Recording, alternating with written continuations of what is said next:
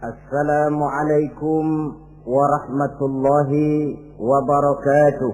Waalaikumsalam warahmatullahi wabarakatuh. Bismillahi walhamdulillah.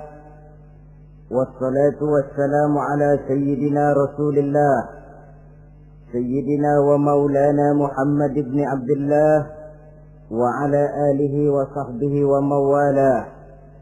أما بعد سبحانك لا علم لنا إلا ما علمتنا إنك أنت العليم الحكيم لا حول ولا قوة إلا بالله العلي العظيم.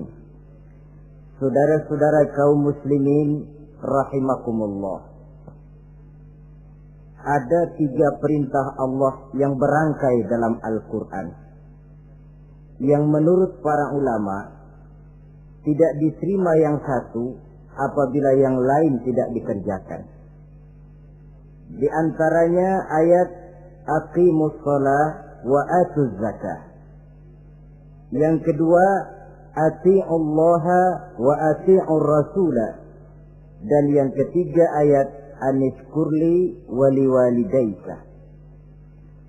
Perintah ini merupakan perintah yang berangkai. Aqimus shalah wa atuz zakah. Dirikan salat dan bayar zakat. Artinya tidak diterima salatnya orang yang tidak membayar zakat, dan tidak diterima zakatnya orang yang tidak mendirikan salat.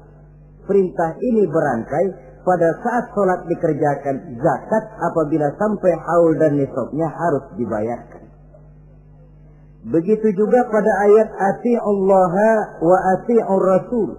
Taatlah kamu kepada Allah dan taatlah kamu kepada Rasul. Tidak diterima taat kepada Allah kalau membelakangi Rasul, dan tidak diterima mentaati Rasul kalau tidak mentaati Allah. Keduanya berangkai dan tidak terpisahkan satu dengan lainnya.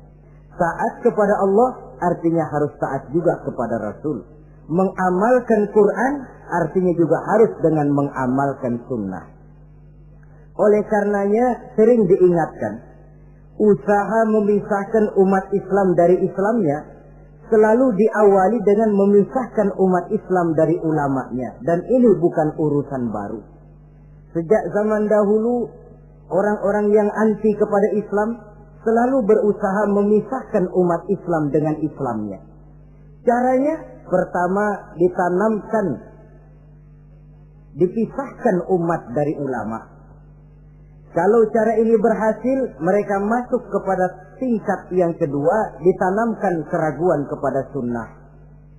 Kalau cara ini pun juga mereka berhasil, masuk kepada bagian ketiga yang terpenting, menanamkan keraguan kepada Al-Quranul Karim. Kalau umat sudah meragukan Al-Quranul Karim, maka tidak ada lagi yang bisa diharapkan. Oleh karena itu, ati'ullah dan ati'ur rasul tidak bisa dipisahkan satu sama lain. Apabila kita mengamalkan ajaran Quran, seiring dengan itu kita juga harus menegakkan sunnahnya. Adapun ayat yang ketiga yang merupakan perintah berangkai ini, anishkurli wali walidaika, kata Allah. Hendaklah engkau bersyukur kepadaku dan bersyukur kepada ibu bapakmu. Bersyukur kepada Allah tapi tidak bersyukur kepada ibu bapak tidak diterima. Bersyukur kepada ibu bapak tapi tidak bersyukur kepada Allah juga ditolak. Oleh karenanya keduanya tidak bisa terpisahkan satu sama lain. Orang yang pandai bersyukur kepada Allah, dia harus pandai juga bersyukur kepada ibu dan bapaknya. Bersyukur kepada ibu bapak artinya berbakti kepada kedua orang tua kita. Kalau kita perhatikan, dan inilah pokok yang akan kita bicarakan pada pertemuan ini, soal berbakti kepada ibu dan bapak. Kalau kita perhatikan, kedudukan kedua orang tua dalam Al-Quran itu tinggi sekali. Kita baca misalnya dalam surah Al-Isra ayat 23. Di sana menjelaskan, وَقَضَى رَبُّكَ أَلَّا تَعْبُدُوا إِلَّا إِيَّهُ وَبِالْوَالِدَيْنِ إِحْسَانًا. Dan Allah Tuhanmu telah memutuskan, telah menetapkan, jangan kamu menyembah selain daripadanya dan berbaktilah kepada kedua orang tua. kita perhatikan tartibul kalimat atau tertib urutan kalimat dalam ayat ini. Pertama, jangan menyembah selain kepada Allah. Yang kedua, berbakti kepada kedua orang tua. Allah, setelah itu kedua orang tua. Begitu tinggi kedudukannya sampai dirangkaikan dengan kewajiban menyembah hanya kepada Allah. Sesudah itu apa? Wabil walidaini ihsana, berbakti, berbuat baik kepada ibu dan bapak. Lalu dalam surah An-Nisa ayat 36 kita temukan wa'budullaha wa la tusyriku bihi syai'a wa bil walidaini ihsana. Sembahlah Allah, jangan engkau sekutukan ia dengan sesuatu pun, dan berbuat baiklah kepada kedua orang tuamu. Lagi-lagi di sini perintah bertauhid, perintah menyembah hanya kepada Allah dirangkaikan dengan perintah berbakti kepada kedua orang tua. Dalam kehidupan sehari-hari, biasanya perintah penting lahir pertama. Perintah penting kedua lahir pada urutan kedua. Dari segi prioritas kita bisa melihat tingginya kedudukan kedua orang tua kita di dalam kehidupan ini. Lalu orang tua adalah bapak dan ibu. Keduanya mempunyai peranan yang sangat besar sejak lahirnya kita ke alam dunia ini sampai kita meningkat menjadi anak-anak, remaja, dewasa. Bapak misalnya kita lihat sibuk mencari nafkah. Ia pergi pagi, pulang sore, peras keringat, banting tulang. Karena cita dan harapan agar anaknya kelak hidup lebih baik dari dia sekarang ini. Dan untuk itu dia rela peras keringat, banting tulang. Seolah-olah dia berkata, ayahmu biarlah kaki jadi kepala, kepala jadi kaki, asal kau kelak jadi orang. Yang kadang-kadang setelah kita sang anak ini jadi orang, sering lupa kacang akan kulitnya. Sehingga boleh jadi orang lalu berkata, kalau orang tua kaya, anak jadi raja. Kalau anak yang kaya, orang tua sering jadi budak. Orang tua kaya, anak jadi raja. Apa yang dia mau jadi kenyataan. Tapi kalau anak yang kaya, kadang-kadang orang tuanya yang jadi budaknya. Lalu di samping sibuk mencari nafkah, bapak juga memberikan perlindungan dalam kehidupan ini. Menjadi simbol wibawa yang pada satu saat kita akan merasakannya kalau dia sudah tidak ada. Begitu barangkali kecenderungan orang, seperti kata Imam Al-Ghazali, kamu baru merasa pentingnya suatu nikmat kalau dia sudah hilang dari diri kamu. Kita baru terasa pentingnya sehat kalau lagi sakit. Baru tahu pentingnya gigi kalau lagi sakit gigi. Baru tahu pentingnya telinga kalau lagi budak. Tetapi pada saat normal, kita menganggap itu sesuatu yang biasa. Bukankah keberadaan seorang bapak dalam hidup ini, di samping dia pelindung, juga menjadi simbol wibawa dalam kehidupan di masyarakat. Orang sering berkata, gue bukan takut sama lo, gue segan sama orang tua lo. Masih ada yang disegani, masih ada yang dihormati. Pantas saja kalau kita ambil dari sejarah, ketika baginda Rasul ditinggal wafat oleh Khadijah, oleh pamannya Abu Thalib, gangguan kafir Quraisy makin meningkat. Kenapa? Kemarin-marin mereka mau menghadang Nabi, mau menghantam Nabi, masih mandang Khadijah binti Khuwailid, seorang bekas janda bangsawan. Mereka masih memandang Abu Thalib, orang tua yang disegani. Sekarang dua-duanya sudah tidak ada, apalagi yang mau disegani, hantam saja sudah Muhammad. Itu pun dirasakan oleh pribadi Nabi kita. Saudara-saudara kaum muslimin, apalagi yang namanya ibu, dia lebih banyak menangani kita. Pantas kalau Rasul satu saat ditanya orang, ya Rasul, siapa sih yang paling harus saya taati di dunia ini? Ibumu. Lalu siapa lagi ya Rasul? Ibumu. Kemudian setelah itu siapa ya Rasul? Ibumu. Sesudah itu siapa ya Rasul? Bapakmu. Ibu, baru bapak. 3 berbanding 1. Kenapa harus begitu? Kita lihat. Pertama yang namanya ibu, sejak proses kehamilannya sudah istilah Quran hamalathu wahnan ala wahnin. Dia mengandung kita dalam keberatan yang bertumpuk di atas keberatan. Berat kuadrat. Bahkan sebelum itu, sejak ngidam anaknya, ibu kita itu sudah kita siksa. Yang kepengen dimakan, yang bukan-bukan. Muntah, nggak karu-karuan. Keinginan yang tidak musim. Sampai ketika terjadi proses kehamilan. Dari hari ke hari hamilnya makin lama, makin berat, makin lama, makin besar. Kemana-mana dibawa. Belum pernah ditaruh. Ini berat mau ke pasar, taruh dulu sebentar. Tidak. Itu ya saudara, orang hamil itu ya, saya sendiri alhamdulillah belum pernah hamil. Tapi kalau kira-kira 2 kilo, itu ada itu. Umpama pengen ngerasain, cari kelapa yang beratnya kira-kira 2 kilo, jantung di perut kemana-mana bawa. Apa enak kayak begitu itu? Kehamilannya makin lama makin besar, makin lama makin besar. Tidurnya pun sudah serba sulit dan serba salah. Sampai dia kepada saat kelahirannya, saat melahirkannya, berhadapan dengan 2 pilihan. Kalau tidak hidup, mati. Dan seorang suami tidak pernah menghadapi saat-saat kritis macam gitu. Paling-paling waktu istrinya melahirkan, dia cuma nungguin di depan pintu. Bingung, gelisah, tapi masih sempat ngerokok. Si istri sudah pasrah berhadapan dengan kalau tidak hidup, mati. Saudara hadirin yang saya hormati, dalam pilihan itu dia lahirkan anaknya ke alam ini. Dan maha adil Allah. Andai kata pun seorang perempuan kalah dalam perjuangan ketika melahirkan anaknya, dia meninggal, dia mendapat pahala seperti orang yang mati syahid. Sebab orang mati syahid itu ada 3 macam. Ada syahid dunia akhirat.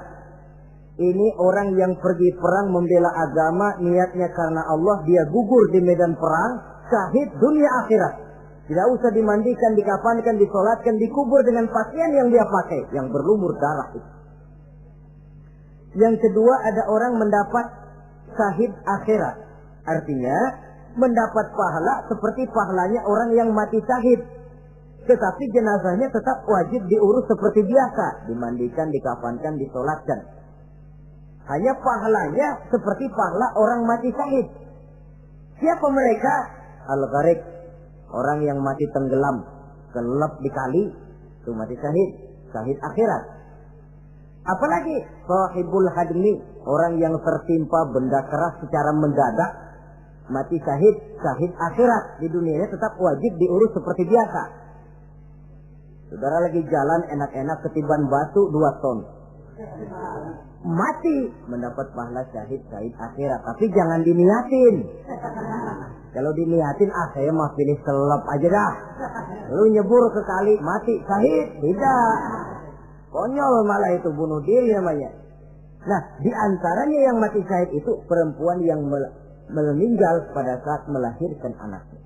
Tapi masalah kita dalam pilihan antara hidup dan mati, dia lahirkan anaknya ke alam ini. Lalu proses mengasuh dan membesarkan lebih banyak sang ibu ketimbang sang bapak. Tengah malam, bapaknya sudah asik tidur lelap. Si ibu masih saja berkutat dengan anak bayinya. Dibungkusnya pakaian, si anak pun pipis digantinya itu. Setelah itu dijaganya juga dari gigitan nyamuk. Sehingga pepatah bilang kasih ibu sepanjang jalan, kasih anak sepanjang galah. Ini berarti bahwa bagaimanapun upaya hendak menebus jasa daripada ibu, memang sulit untuk tersebut. Oleh karenanya saudara-saudara, pantas saja kalau Nabi sampai 3 kali ibumu, ibumu, ibumu, setelah itu bapakmu.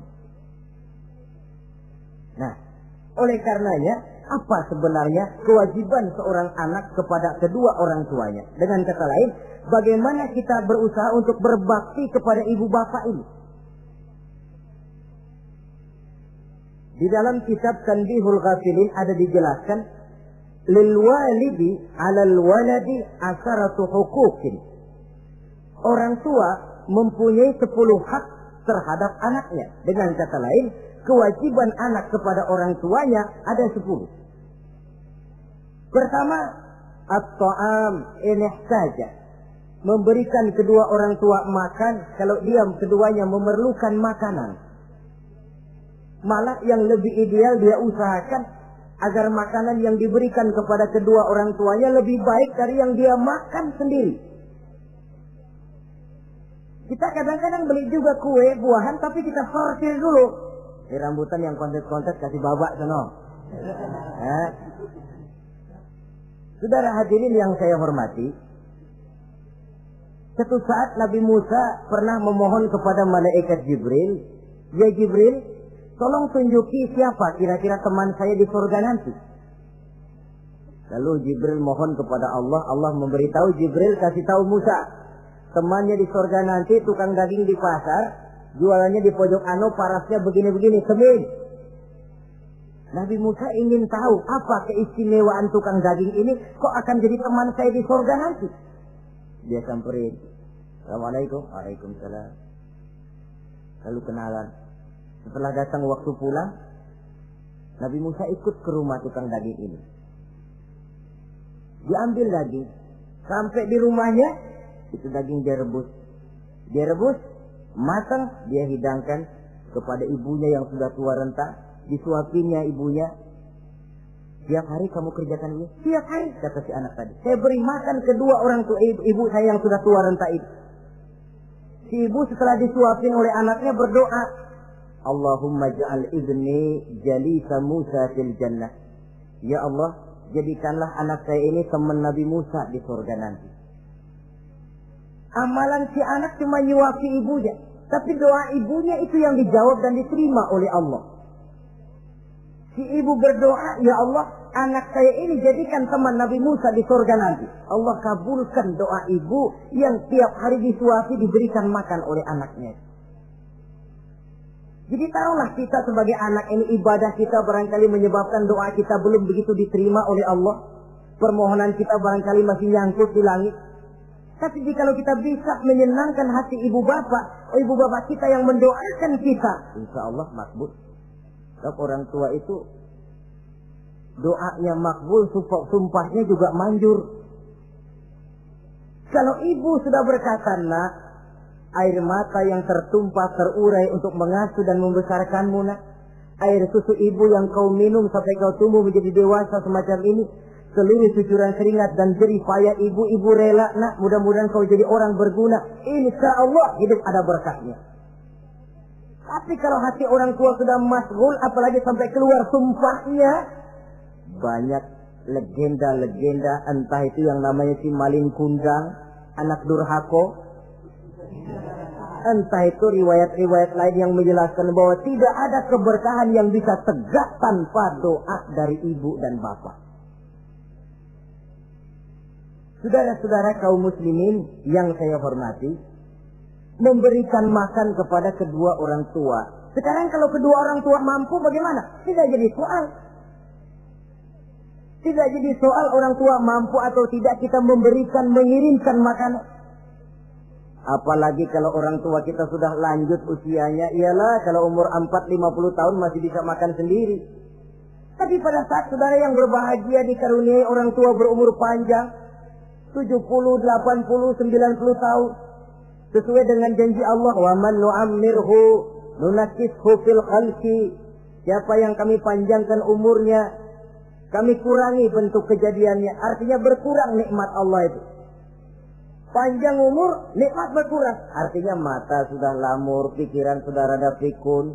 Nunakkishu fil khalqi. Berkurang kejadian asalnya itu. Kesempurnaannya sudah tidak ada lagi. Mengurus orang tua macam begitu memang kalau nurutin pegelnya ya makan nasi. Kadang-kadang karena pikun pagi-pagi pengen kita beli es puket. Makan. Lagi zaman susah tukang bubur kepengen makan bubur. Tapi di situ ujian. Begitulah dahulu orang tua kita melayani kita dikala kita belum masih merah, belum bisa berbuat apa-apa, belum punya pilihan, tapi mereka sabar, mereka ikhlas. Tidak sabarkah kita? Tidak ikhlaskah kita di hari tua mereka? Kita mengasuh dan melayani mereka. Kadang-kadang karena rewel, anak kelepasan omong, udah tua, rewel aja. Hancur hatinya. Dalam keadaan tidak berdaya, mendapat kata yang tidak enak lagi dari anak-anaknya. Saudara hadirin yang saya hormati, jadi soal orang tua mampu atau tidak memberi makan, itu bukan soal, tapi kewajiban anak memberikan makan kepada kedua orang tuanya. Ini kewajiban yang pertama. Kewajiban yang kedua, al-khidmatu in ihtaja. Al-khidmah artinya berbakti kepada ibu dan bapak. Satu hari ketika kumpul dengan para sahabat, Nabi pernah berpesan kepada Sayyidina Umar bin Khattab radhiyallahu anhu. Umar, saya ya Rasul, nanti kalau kamu sempat datang ke kota Madinah, Umar, cari anak muda yang bernama Uwais Al-Qarni dan kau minta didoakan olehnya. Sayyidina Umar heran. Ini yang menyuruh Rasul. Padahal Rasul doanya mustajab. Dan lagian masih banyak orang-orang tua. Kenapa kalau datang ke Madinah suruh cari anak muda namanya Uwais Qarni dan minta didoakan olehnya? Apa keistimewaan Uwais Al-Qarni ini? Jadi ini pun juga alasan kata Nabi, aksiru minan nas bidu'ail khair fa innaka la tadri min ayyi fahin yuqbal. Banyak-banyaklah kamu minta doa kebaikan dari orang lain, sebab kamu tidak tahu dari mulut yang mana doa diterima Allah. Menurut kita barangkali orangnya kere, nggak ada potongan, tapi kalau doanya diterima Allah, siapa yang sanggup menghalangi? Ada orang bilang, enakan doa sendiri langsung mantap, tidak jelek. Tapi minta didoakan orang lain pun tidak salah. Saudara-saudara yang saya hormati, kadang-kadang tukang minta-minta pengemis datang ke rumah. Kita kasih 100 rupiah, lalu keluar doanya kan, mudah-mudahan rezekinya bapak lancar dan segala macam. Ada orang yang nggak sabar, dia bilang, Allah kenapa saya kamu doain dirimu sendiri aja dah, supaya besok jangan jadi pengemis lagi. Secara logika mungkin, secara logika. Tapi agama bukan cuma logika. Siapa tahu dan siapa yang bisa menghalangi kalau doa dari mulut tukang pengemis itu yang diterima Allah? Tidak seorang pun yang tahu. Nah, Sayyidina Umar heran, apa sih keistimewaan Uwais Al-Qarni ini? Ketika beliau ke Madinah diselidiki, apa keistimewaan si Uwais ini? Masih muda, tapi saya oleh Nabi disuruh temuin dan minta didoakan olehnya. Nah, jadi dalam pandangan Allah itu ya nggak ngurus tuanya. Yang afdal itu yang tua dan banyak ibadahnya, dekat dengan Allah. Tapi kalau tuanya cuma kejemur, ya mending yang muda dan banyak ibadahnya. Uwais Al-Qarni ini contoh. Apa ibadah Uwais Al-Qarni? Ternyata dia seorang anak yang sangat berbakti kepada ibunya. Ayahnya sudah meninggal. Dia pernah menggendong ibunya dari Madinah ke Mekah cuma untuk bikin haji dan untuk bertemu dengan Rasul. Sayang, tidak sempat bertemu dengan Rasul. Menggendong ibu dari Madinah ke Mekah itu kira-kira 465 kilo ya. Jakarta Semarang. Digendong ibunya. Kita kadang-kadang ibu kita ini sudah sakit payah, mau ke dokter saja masih manggil orang, tolongin mak gua no. Masih minta tolongin. Berat kita. Uwais Al-Qarni menggendong ibunya cuma untuk menunaikan ibadah haji dan bertemu dengan Rasul.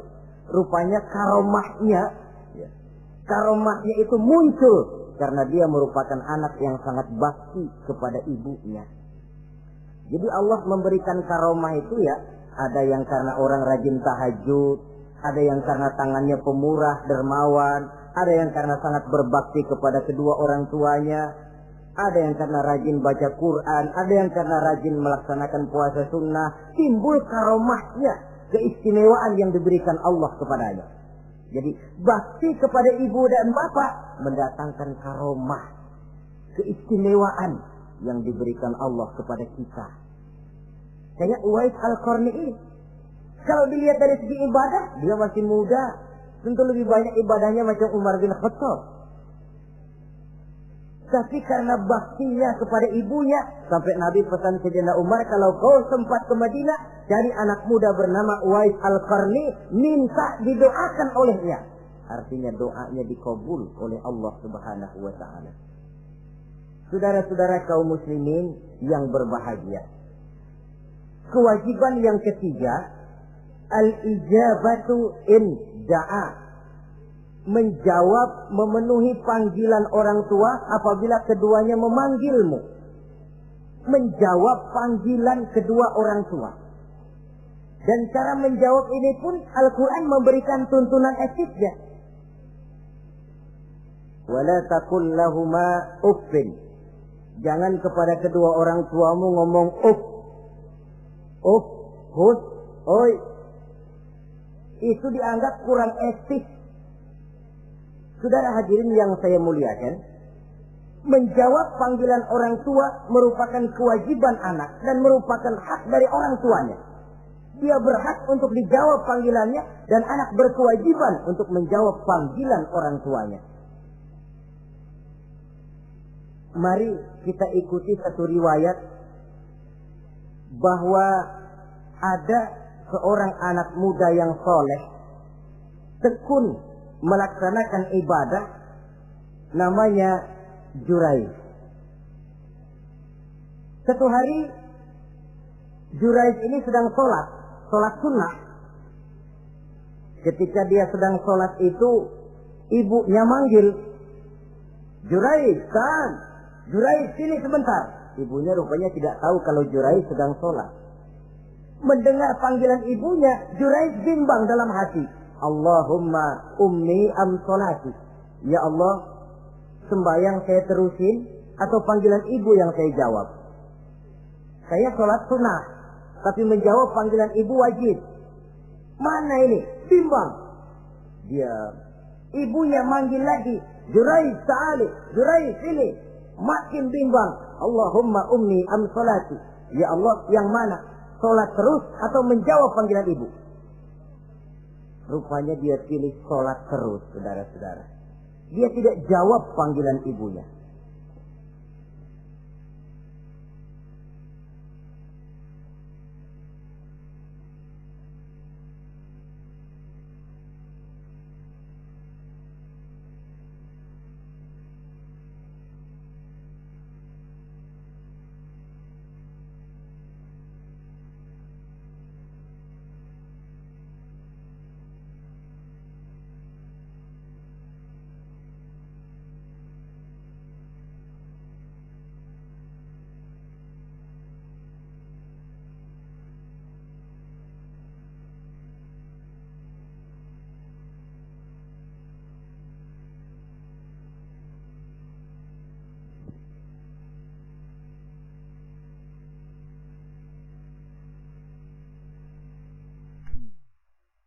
Karena panggilannya tidak dijawab ini, mangkel rupanya hati sang ibu. Ya Allah, Jurayj ini, saya lahirkan dia antara pilihan hidup dan mati. Saya asuh dan saya besarkan dia. Cuma saya panggil tidak mau menjawab, sakit hati saya. Keluar katanya, ya Allah, jangan mati Jurayj sebelum dia bertemu orang jahat. Nah, berlalulah riwayat ini. Hari berganti hari, bertukar minggu pergi, datanglah bulan. Kesolehan anak muda yang bernama Jurayj ini terkenal ke seluruh kampung. Dan biasa, kalau ada orang yang soleh, apalagi dia masih muda, yang usil banyak. Dan yang usil ini selalu berusaha mencari jalan bagaimana menghancurkan Jurayj ini. Saudara hadirin yang saya hormati, akhirnya mereka begini aja. Jurayj kan masih muda, kita goda pakai harta. Ah, tidak mungkin. Jurayj itu bukan orang yang mata duitan, dia tidak akan luluh oleh harta. Kita tawarkan kedudukan, juga tidak bisa. Begini saja. Dia kan masih muda tuh. Iya. Umpanin perempuan aja dah. Kirim cewek yang rada kece.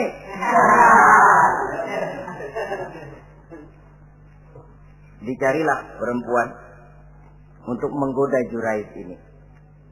Sampai satu malam Jurais sedang ibadah di mihrab dalam masjid.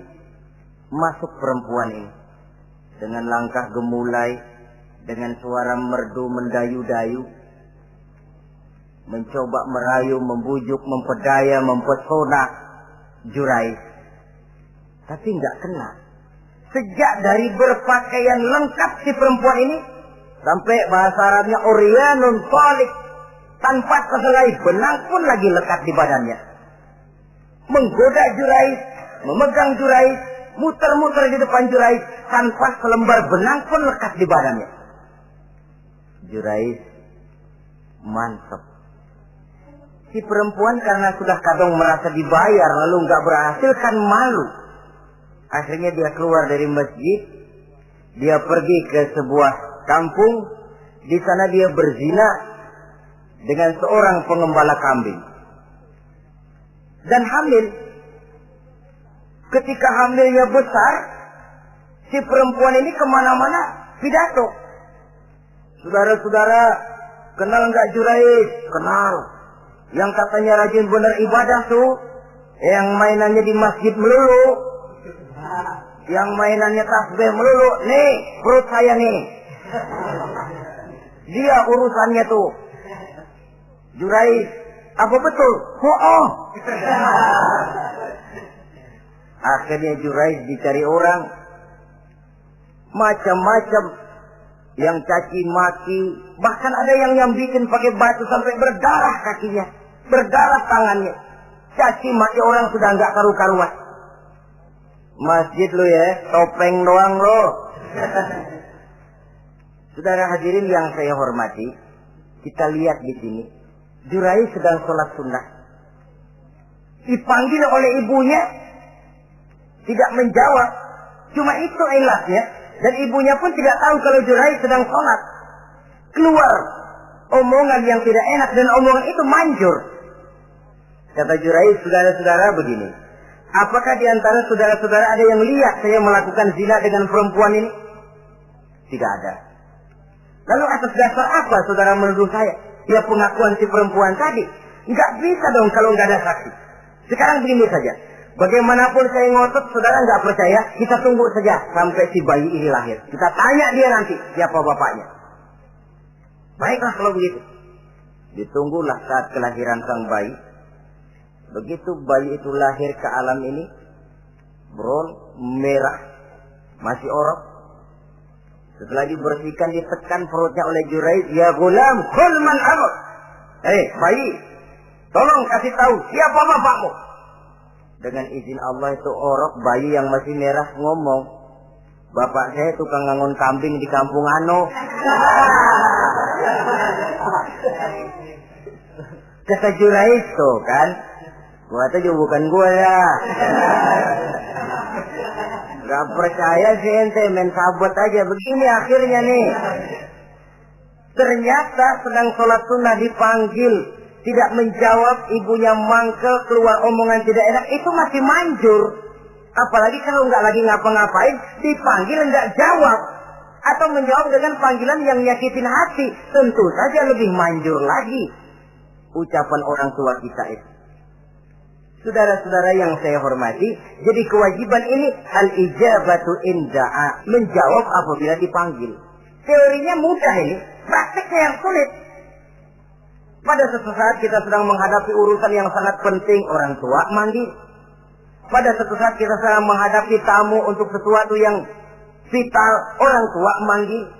Pada saat semacam itu, seperti ada hadis, tuan rumah wajib menghormati tamu. Itu sih mudah dalam situasi normal. Tapi coba malam kita sudah nggak tidur, begitu mau tidur baru mau ngelayat, assalamualaikum tamu. kondisi begini untuk mengamalkan hadis tadi bisa apa tidak menghormati tamu dalam kondisi yang memang kita ini sudah mestinya istirahat. Mestinya kan hati kita, kamu nggak tahu diri banget, gue mau tidur, datang. Kalau kondisinya normal, menghormati tamu bukan sesuatu yang sulit.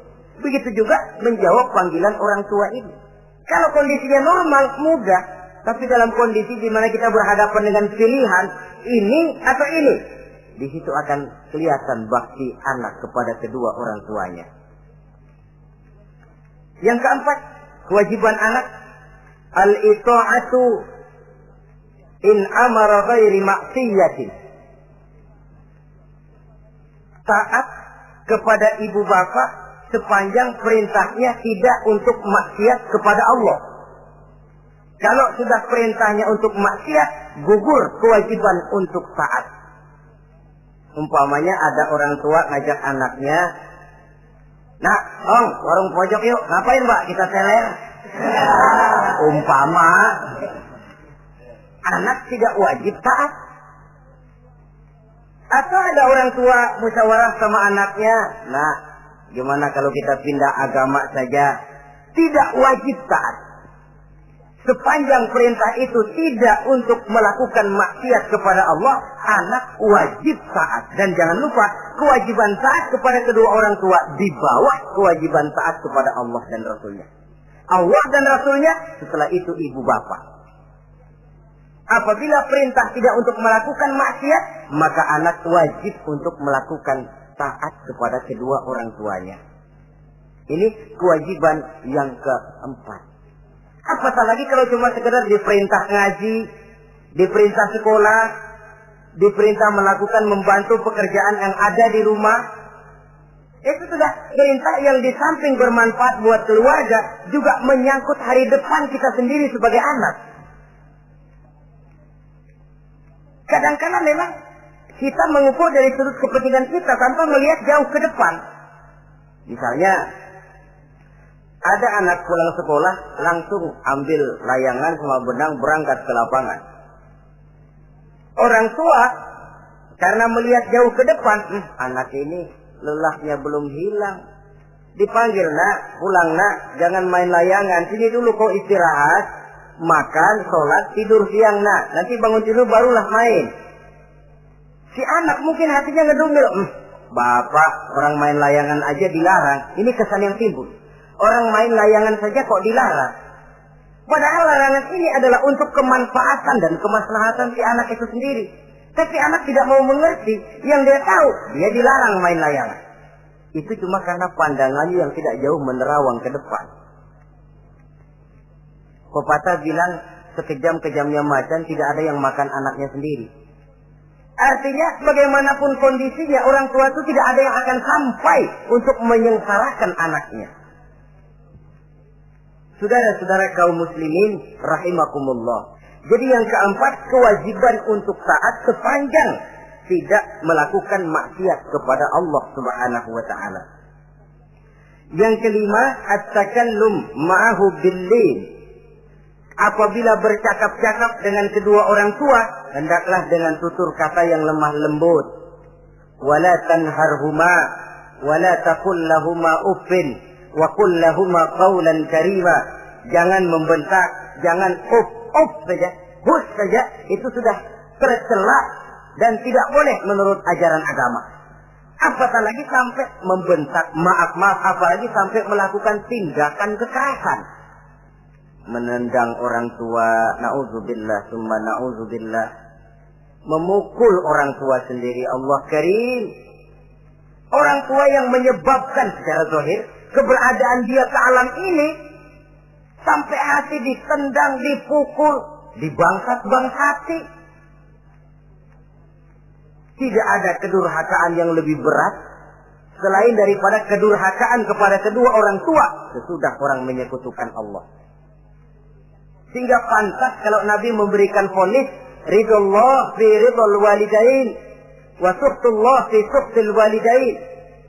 Keredoan Allah di dalam keredoan ibu bapak, dan murka Allah pun berada dalam kemurkaan ibu bapak. Ibu bapak ridho, Allah insya Allah ridho. Ibu bapak murka, Allah murka. Jadi kebahagiaan apa yang bisa kita tegakkan dalam hidup tanpa restu dan doa kedua orang tua kita? Si anak mungkin karena pendidikannya lebih tinggi, pengalamannya lebih luas, pergi ke mancanegara, bisa segala macam bahasa, dididik secara canggih. Tapi apakah itu lalu berarti dia harus memalingkan diri dari kedua orang tuanya? Sama sekali tidak. Disinilah unsur yang namanya keberkahan. Maka sering dijelaskan orang tua adalah keramat hidup. Kita sering ziarah. Ya kadang-kadang kalau yang diziarahi kiai ya lumayan. Kadang-kadang yang diziarahi dukun yang sembahyang aja enggak. Cari mbah ano, cari ambah ano, cari keramat ano, cari keramat ini, cari keramat itu. Dan jangan lupa di beberapa daerah yang namanya kiai itu ya, yang disebut kiai, bukan cuma orang yang ngerti agama. Ya kalau saudara ke keraton Jogja mana segala gerobak namanya kiai. Iya toh, kereta kencana itu. Degung namanya kiai. Lalu jangan lupa itu. Misi Zending pertama namanya juga Kiai Sadrak itu. Kiai, tapi misi Zending. Kalau di sana itu kiai itu panggilan untuk yang dipertua. Kita ziarah cari keramat Mbah Buyut, Mbah Sapu Jagat, Mbah Brojo, macam-macam Mbah. Tapi kita lupa di rumah kita ada keramat hidup. Siapa itu? Ibu bapak kita. Sebelum jauh-jauhlah berziarah ke tempat-tempat yang lain, di rumahku ada keramat yang hidup. Ibu dan bapak kita sendiri. Keramat hidup. Dengan doanya, hidup jadi berkah. Tapi kalau kita sakiti hatinya, hidup ini lalu jadi sempit, jalan bagai tertutup. Maka berbahagialah seorang anak apabila dia sudah sanggup melakukan satu bakti yang bisa menyenangkan hati kedua orang tuanya. Bercakap-cakap, berbicara dengan lemah lembut.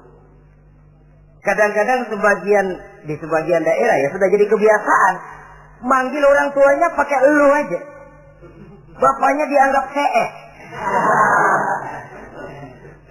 Salaman juga main kedet aja. Halo be. Di samtu bapaknya nggak boleh meleng, main buat aja. Dari panggilan saja, saudara hadirin yang saya muliakan, sudah memberikan cermin. Sebab bahasa adalah cermin dari pribadi orang. Kalau kepada orang tua kita sendiri kita memakai ke bahasa yang kasar, cermin bahwa pribadi kita memang pribadi yang kasar. Jadi pantas kalau agama mengatakan, apabila kedua orang tuamu sudah mencapai usia lanjut, fala tanharhuma, jangan membentak, wala taqul lahuma uffin, jangan berbicara uff, wa qul lahuma qaulan karima, sampaikan berbicara kepadanya dengan qaulan karima, kata-kata yang mulia, bukan kata-kata yang bagus dan indah diminta, qaulan karima, kata-kata yang mulia. Ya Allah, luhur, indah betul bahasa Quran ini. Berbicara kepada kedua orang tua dengan kata-kata yang mulia. Jadi sekedar, itu saja tidak boleh, konon lagi sampai membentak. Termasuk orang tua ini yang mertua. Kalau orang tua kan tiga loh. Orang tua yang menyebabkan kita lahir ke dunia, ibu bapak kita. Orang tua yang mempercayakan anaknya kepada kita, mertua kita. Dan orang tua yang mendidik kita, guru kita. Ketiganya berfungsi orang tua. Kewajiban ini juga berlaku. So, mertua kan cuma sekedar istilah. Pada hakikatnya dia adalah orang tua kita juga. Jangan lalu berbeda karena cuma dia bapaknya istri kita. Sama saja.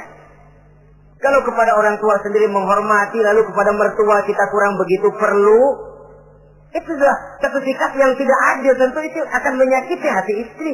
Atau kalau dia istri, akan menyakiti hati suami.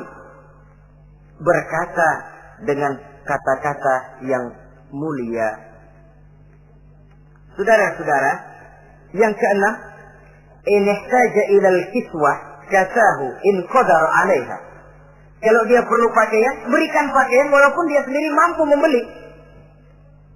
Nah, antarin bapak beli kacamata yuk. Ayo pak, Sudah sampai di toko kacamata, bayar oleh anaknya.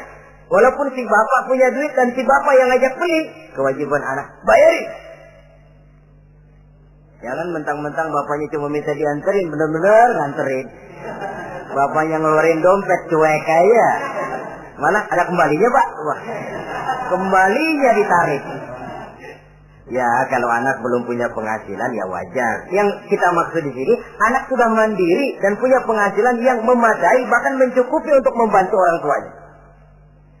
Saudara hadirin yang saya muliakan, dan ini juga kalau memang bisa, seharusnya orang tua kita pakaikan yang lebih baik dari yang kita pakai sendiri. Kalau bisa. Sebab nantinya sikap kita kepada orang tua kita itu akan jadi bahan bibir di masyarakat.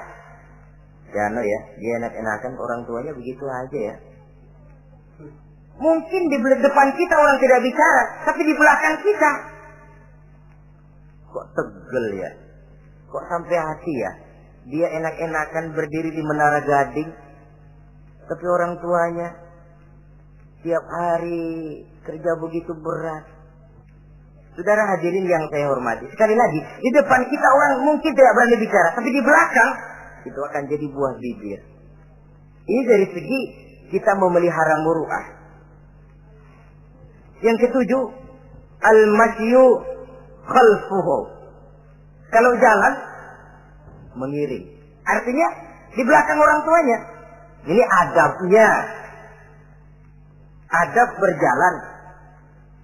Saudara yang saya hormati, ini yang dicontohkan oleh baginda Rasul.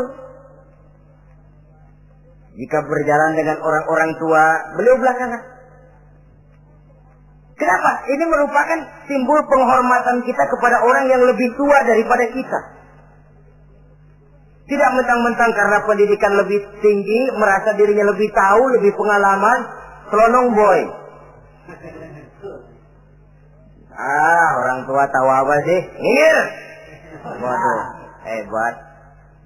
Saudara hadirin yang saya hormati, al-masyu khalfuhu. Berjalan di belakangnya. Begitu juga untuk mengemukakan pendapat. Kalau suatu saat orang tua mengajak musyawarah, dengarkan dulu omongannya, tangkap seluruhnya. Kalau kita merasa bahwa itu salah, jangan lalu dipotong. Salah, Pak. Jangan begitu. Bapak kolot sih. Salah. Jangan. Sebab itu akan menyakiti hatinya. Kalau hatinya terluka, itu sudah merupakan suatu dosa. Melukai hati kedua orang tua. Kalau toh dianggap kita diminta mengemukakan pendapat, kemukakan pendapat itu. Kalau menurut saya sih begini. Dan itu memang orang tua yang bijaksana. Dia juga tidak cuma memaksakan pendapatnya, tapi juga minta pendapat dari si anak. Ada timbal balik. Sistemnya komunikasi keseimbangan. Inilah makna ucapan Nabi. Bukan termasuk golonganku, kata Nabi.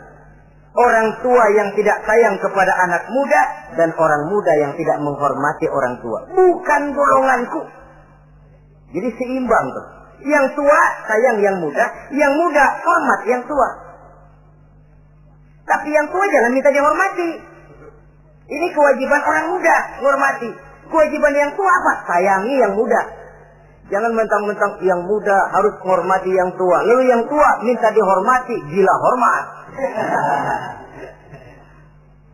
Doakan tuaan lo, kalau salaman sama gue cium tangan ya. Pokoknya kalau lo nggak nanya, gue nggak nanya. Mentang-mentang tua lalu pasang tarik. Tidak, malah kalau menurut tradisi Islam ya, tradisi Islam saya katakan, Nabi itu siapapun yang beliau temui, beliau yang pertama kali memberi salam.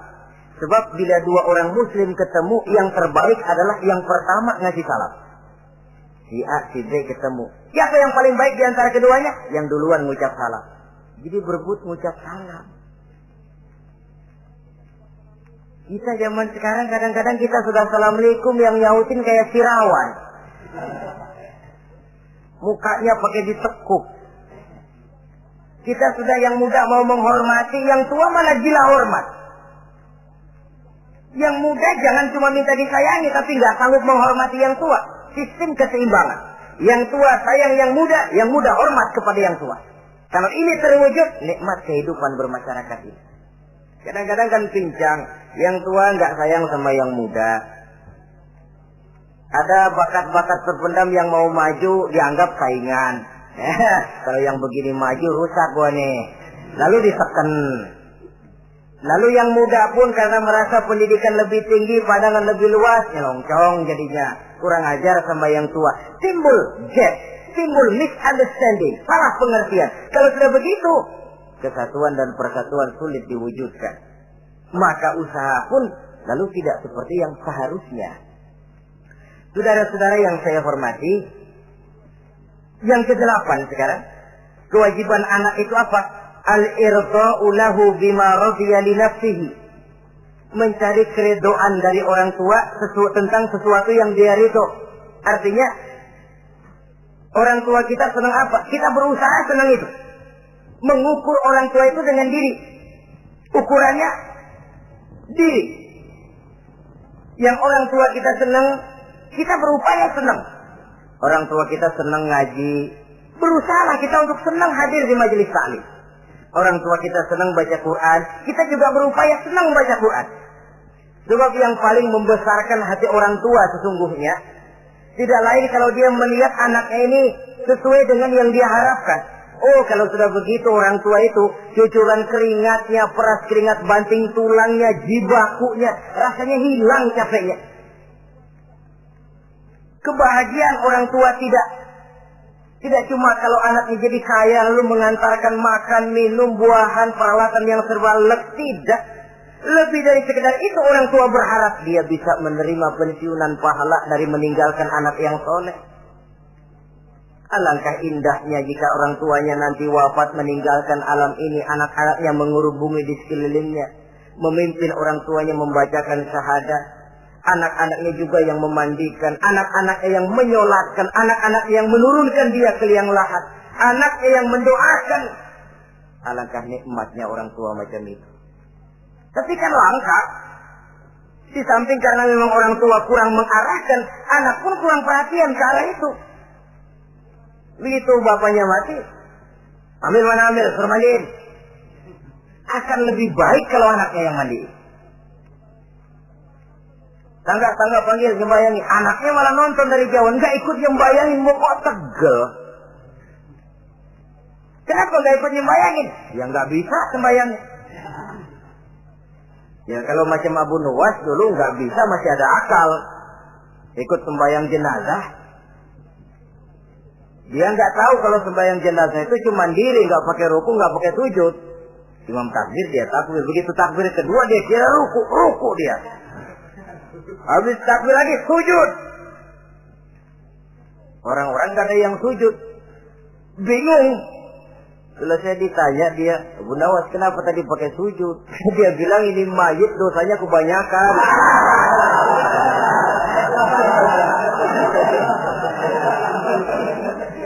Jadi kalau nggak pakai sujud dosanya nggak diterima katanya. Dosanya nggak diampuni kalau nggak pakai sujud. Makanya saya pakai sujud. Itu sih akal-akalan. Jawaban orang kepepet namanya. Saudara hadirin yang saya hormati, baiklah ya. Yang ke-9, al-ikrahu lahu bima yakrahu li nafsihi. Membenci apa yang dibenci oleh orang tuanya. Orang tua kita enggak senang judi, jangan dekati judi. Orang tua kita enggak suka minuman keras, jangan cekek botol. Orang tua kita enggak senang kalau kita pulang sampai pagi misalnya, jangan pulang pagi. Orang tua kita enggak senang kita hanyut dalam arus pergaulan bebas, batasi pergaulan untuk menjaga hatinya. Salah kita senang, tapi di depan orang tua kan harus berusaha menjaga hati kedua orang tua kita. Ini tidak berarti bahwa di depan orang tua baik lalu di belakang orang tua merdeka.